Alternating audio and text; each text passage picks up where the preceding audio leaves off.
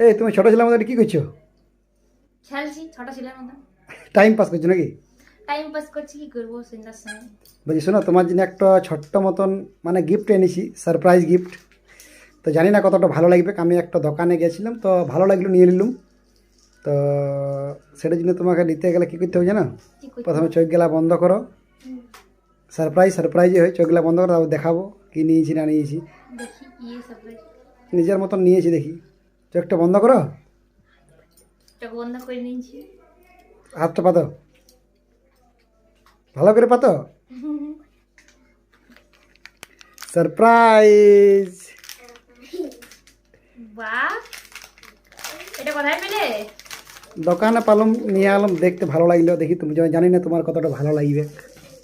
খুব ভালো, তুমি এনেছো আর কি না ভালো হয়। দেখাও দেখি অল্প। দেখো, কি বলে বলো তো এটা?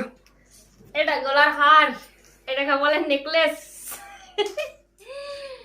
তোমাদের যদি ভালো লাগে তো নিশ্চয়ই কমেন্ট করবে। তোমার ভালো লাগলো, লোক পরে অডিয়েন্সকে পরে বলবে। না, আমার তো ভালো লাগে, তুমি এনেছো তো আমার ভালো লাগে না। ও ইয়াদিকে বলছো নাকি? বলো তো কি বলতে বলছো। সবাইকে বলছি, হ্যাঁ, কি বলছো? তোমাদের যদি সবাইকে ভালো লাগে তো নিশ্চয়ই কমেন্ট করে জানাবে। তোমাদের দাদা ভাইয়ের গিফট আমার জন্য।